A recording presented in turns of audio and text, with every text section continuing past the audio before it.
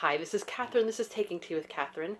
This is China Rose Black Tea from McNulty's, which is one of my favorite tea shops to visit, which I'd like to go back and visit anytime soon. And one of my favorite teas. I've liked it since the 90s and always come back to it when I can. And today's one of those days. So I'm going to do my November 2020 reading wrap-up. I'm just going to talk about the books that I finished. With the exception of From Holmes to Sherlock, which I did a whole video about. So, November is, for me, nonfiction November, and for many other people. The basic premise behind nonfiction November is to read more. Doesn't necessarily mean you have to restrict yourself to nonfiction, but I do try to do that, and I did pretty well. It was a slow-going month in the beginning, reading-wise. Probably just a lot of stress is going on. Also, I went into this before my cat getting sick earlier in the month. It kind of just blocked a lot of my reading time out mentally. But then once I started going, I really did catch up, and I read 5 books, which I think is pretty good. Some of these were a bit chunky, and I did read in a lot of other books that I did not finish, including, I think, all 4 of the prompts I didn't actually accomplish. The ones I put in my TBR. I'm sure I could somehow squeeze these books into the prompts, but that's okay. You know what? These are goals. They're not necessarily too important. What can you do? But I did like the books that I read pretty much, and 3 out of 5 of them are library books, which is both good because I'm reading my library books and I'll be able to return a bunch of them now, but not good in a way because I still have the goal of many goals that I'm trying to reach that I'm not quite doing. I'm still having the goal of trying to read the books that I own, for goodness sakes, instead of accumulating more. But anyway, I'm not going to even talk about the fact that I did accumulate more actual, books for my home library. Anyway, so I'm going to start with probably the last book I read, actually. No order, really. This is World of Wonders in Praise of Fireflies, Whale Sharks, and Other Astonishments by Amy Nesukuma Tatil or Tatil. I don't really know. I should have went and listened to it, but I probably would have forgotten anyway because I'm not great with name pronunciations. Sometimes I am. I've surprised myself before. But anyway, she is a poet, who I've also not heard of, but that isn't surprising to me because much as I like poetry, I wouldn't call myself a poetry follower per se. Especially modern living poets. There's only a handful that I've heard of.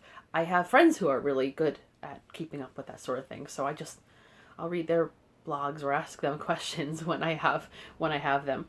But so this is not a poetry collection, although you could see her poetry training, or whatever you want to call it, does factor in just in descriptions, metaphors, that sort of thing. Basically, it's kind of a memoir. And also a nature writing of sorts, which is good because I did want to have some nature writing my month, and I did have one that I started, but we're not going to get into that because I didn't make much progress. But it just gets into different parts of creation, different animals, insects, plants, weather patterns, and how they have affected her life and how they can help us, like they could teach us lessons, that sort of thing. So it was a nice read, and a quick read, too. Beautiful illustrations. I think they have the name of the illustrator, Fumi Mini Nakamura. I really loved this. Well, I think this is the cover page as well. That's what actually drew me in. I saw it in a bookshop and decided to check it out from the library because it is a bit of a pricey book for me to just pick up. And in a way, I'm glad. I hate to say it because even though I did like this book, I probably would have regretted buying it because I don't think I liked it quite enough. But it doesn't mean I don't recommend it. She does tell stories very well. She goes into her upbringing in the United States, pretty much. I could tell from a lot of descriptions that she's of my generation and slightly older, I think. But she grew up all over the United States. Her parents, I think her father might have been a doctor, but her mom was definitely I think they're retired now, is a doctor. and so they moved just to different jobs all over the United States, and some of it is some of that is just part of her life too, but also adjusting to different places. On top of the fact of her being sometimes the only or one of the few non-white people in her class, that does affect you. Her mom is a Filipina, and her father is from South India, I think Kerala. Yes, which I don't know too much about. I know a little more about slightly northern India, but even that I'm not an expert on. But yes, that can affect when she talks about an incident where one of her teachers asks to draw I guess an animal or something that is native to the United States, something like that. I don't know if she specifically said that, but so Amy drew a peacock. She loved peacocks. She had been to India. She loved seeing them, and technically, I've seen peacocks in the United States. I don't know if they're native, but they're definitely here now.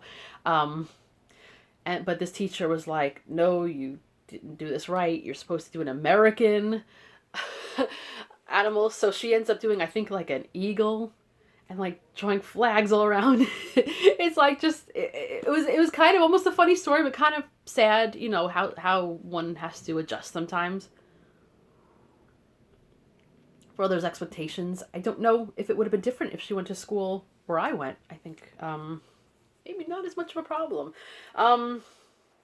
But it was a learning experience for me. Someone like me who loves to read about different places but hasn't been to as many places and has definitely not lived elsewhere.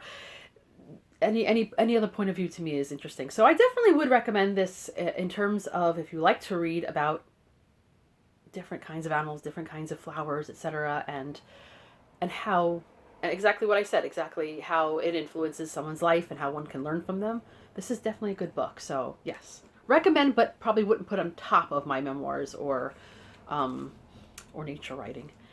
This is another memoir of sorts, and I saw it. This is another one I saw in a bookshop. I saw it in a window, and I ended up taking it from the library. I do support bookshops, by the way, but you know, the one book that I picked this month that I bought full price from a bookshop is one that I had a hard time and I didn't finish.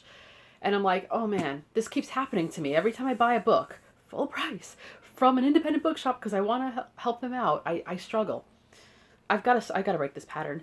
But anyway, so I ended up checking this book out from the library again because I didn't want to take the risk on it. And which is pretty good because, again, it's a small book, enjoyable, but probably not enough for me to need to own. This is Becoming Duchess Goldblatt, a memoir. So I had not heard about Duchess Goldblatt. Now I follow her on Twitter, because once you read about it, you just like, okay, I don't go on Twitter every day, but when I'm there, I can look. So the author is seems to be a woman. She seems to emphasize that because she says that people thought that Duchess Goldblatt was probably a gay man or something, but in fact she's a woman. Either way, she's gone through some difficulties in life. Her recently a really sad divorce, disappointing results of that, and some people in her life kind of pulling away from her as a result of the divorce, and also still coming to terms with her father's death, which had been a while, but it still affects her, which I relate to. And so her life just seemed to be in a not great spot. She does refer to being in touch with people, so I think she's also, among things, she's already a writer. She mentions knowing Frank Delaney, who died not too long ago, but I did read some of his books about Ireland, and I recommend them, by the way. Side point. But so the story is she just kind of invents this character who has like this whole life, who is like supposedly a writer, and she used this image that she found in the National Gallery in DC, which is, I'm like, did I see this when I went to DC? I don't remember. Maybe, but it didn't stick. But because I was concentrating on other things, you know.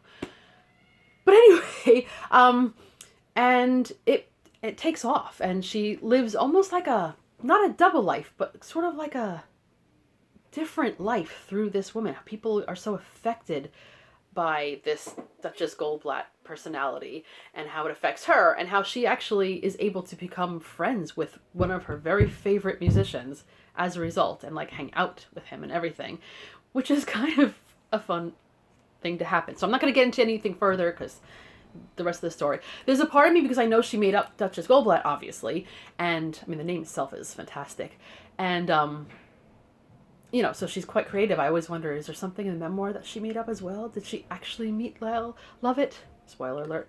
And you know, you start to think, okay, is this really a memoir? But and who is anonymous? But then I think that's kind of the appeal. So yeah, I say this is a good read. I had fun with it. It has some sad bits dealing with her years ago, dealing with her brother who was an addict, a bit older than her, and how it affected her upbringing and life, and that was very believable. You can't grow up with someone in the family who is an addict of any kind without having the similar reactions in life. It's very relatable. So anyway, yes, so far I recommend everything that I've mentioned. I talked about this already a little bit. I read Queen Victoria, 24 Days That Changed Her Life by Lucy Worsley. You can basically just use this as a Victoria biography. I don't know if it's the best Queen Victoria biography I've ever read, but it's definitely a good one. So I enjoy Lucy Worsley's prose. I like the way she writes. I haven't read her fiction yet. She's written quite a bit of fiction, but not all of it is as easy to access here so far. That could change, you know? Might run into Book Off one day and find her novels. I don't know. But I thought I enjoy her writing. I enjoy her documentaries as well. I was just watching one about, I think, historical fibs or something, and it got into the French Revolution. Quite a time. But anyway,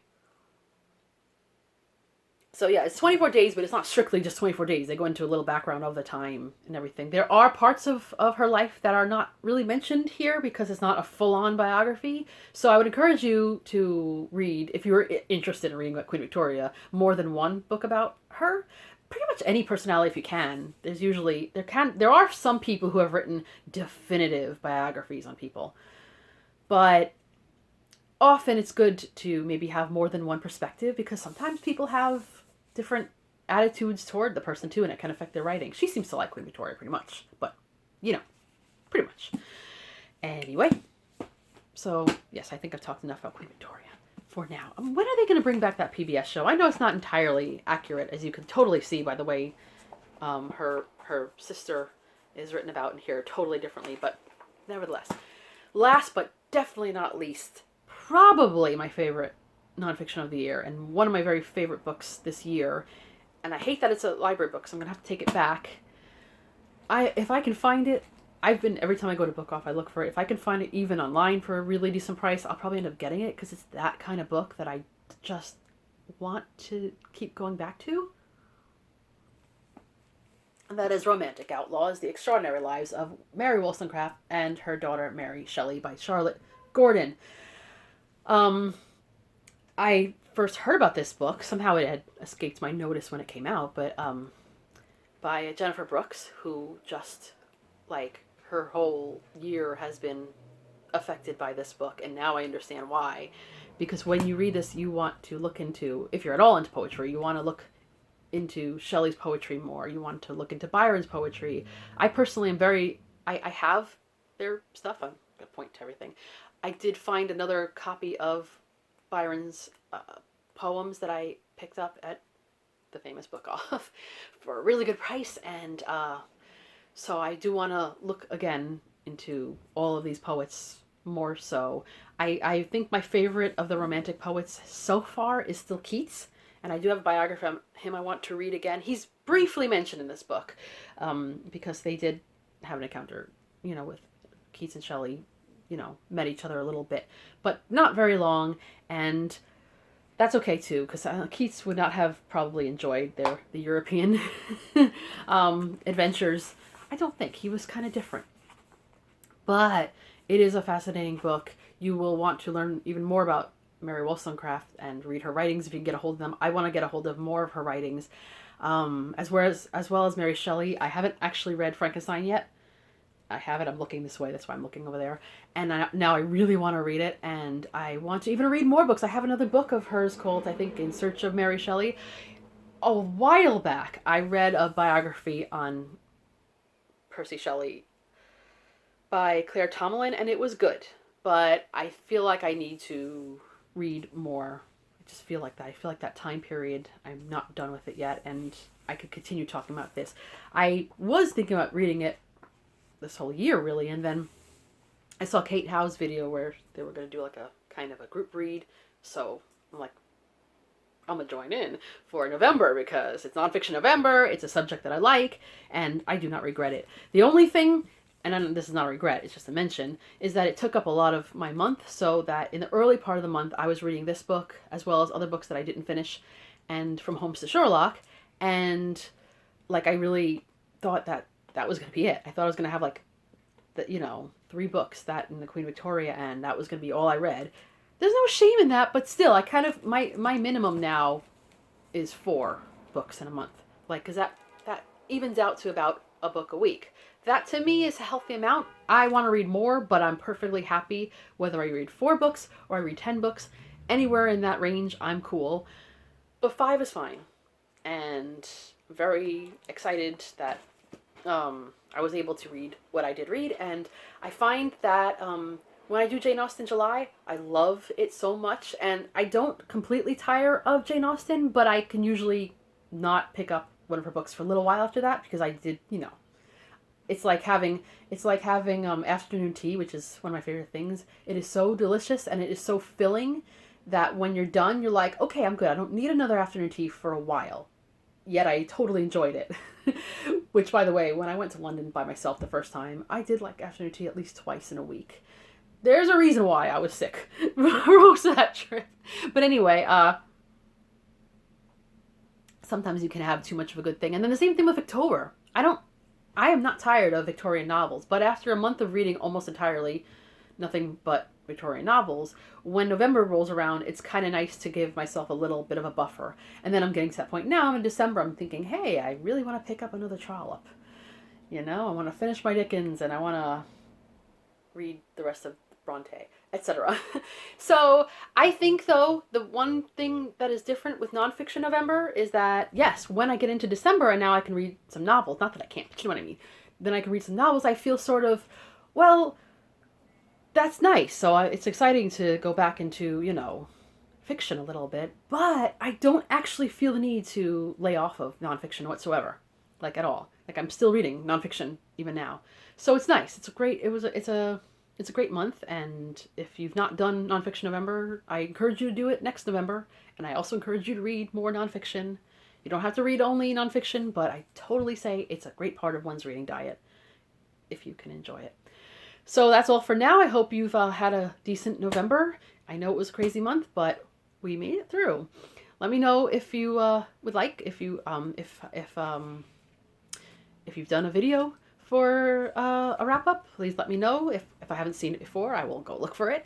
And if you haven't, just let me know if you want. If you've read any of these books and enjoyed them, or whatever you read last month.